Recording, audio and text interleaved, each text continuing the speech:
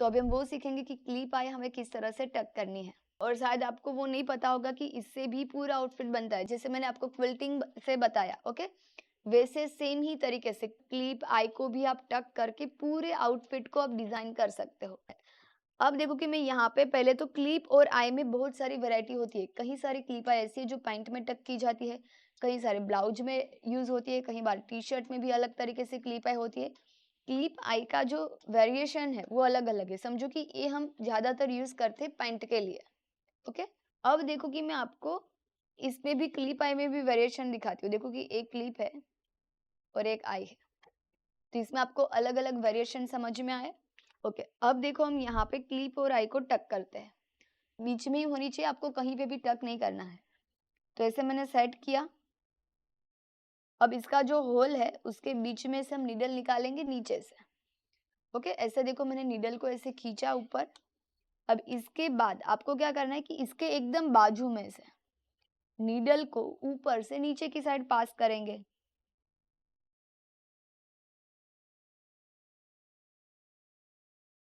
Clear हुआ? Done. अब देखो कि ऐसे मैंने सेंटर में टक लिया, इसके आजू बाजू में हम टक लेते जाएंगे। अब देखो एक बार अंदर से, नीचे से ऊपर, और अब ऊपर से नीचे। अब वापिस देखो मैं अंदर से ही नीडल निकालूंगी, वापिस में ऐसे बाहर की साइड।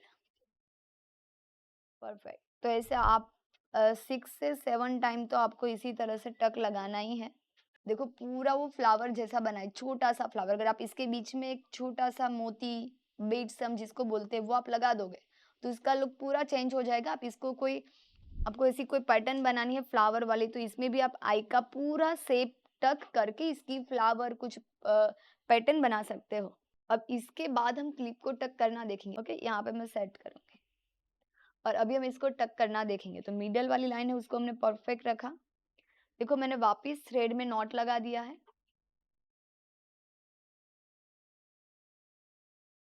कि इसको देखो आप दो तरीके से क्लिप है उसको फिट कर सकते हो। देखो ये जो होल है इसके बीच में भी आप यहाँ पे रख के भी इसको टक कर सकते हो। क्लियर हुआ? ए वाला जो होल है उसको आप यहाँ पे रख के भी ऐसे टक कर सकते हो, और ए जो होल है उसको आप यहाँ पे बाहर की साइड, जैसे अभी मैंने कैसे किया वैसे भी आप टक कर सकते हो, ओके। ओके अभी मैंने क्लिप को सेट किया। देन अभी देखो मैं बाहर की साइड ही कर रही हूँ। जैसे अंदर की साइड से अंदर का जो होल है उसी में से मैंने देखो ऐसे थ्रेड को निकाला, ओके। वापिस में निकालूंगी, वापिस बाहर की साइड हम ऐसे 2-3 टक लगा देंगे। इसे हमने फिट कर दिया। वापिस देखो इसी के ऊपर मैं और एक बार ऐसे टक ले लेती हूँ ताकि वो फिक्स हो जाए।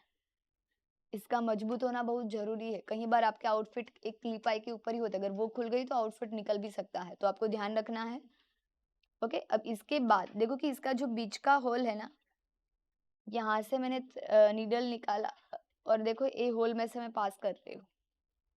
ये कंपलसरी नहीं है पर आप कर सकते हो, ताकि अगर आपको थोड़ा सा भी आपके क्लिप को आगे पीछे नहीं हिलने देना है, ओके, आपको उसको प्रॉपर फिक्स करना है, तो फिर आप इस तरह से टक कर सकते हो। सेम प्रोसेस अब जो दूसरी साइड का होल है, ओके, उसमें भी हम वही सेम प्रोसेस से क्लिप को टक करेंगे। और आप लोगों को वो तो पता है ना कि इसको क्लिप और इसको आई बोलते हैं। इसी तरह से क्लिप आई को टक कर दिया। देखो ये भी मेरा पूरा फिक्स हो चुका है। अब देखो इसकी जगह से वो बिल्कुल भी हिलेगा भी नहीं। अब समझो कि मेरे साथ देखो हिल नहीं रहा है, वो सिर्फ वो टर्न हो रहा है, साइनिंग दे रही है, ओके, इसलिए। बाकी इतना पैक हो चुका है कि आउटफिट फट जाएगा पर क्लिप आई का जो थ्रेड है वो नहीं निकलेगा। तो इतना आपको फिक्स कर देना है। देन अब नीचे हम नॉट लगाएंगे।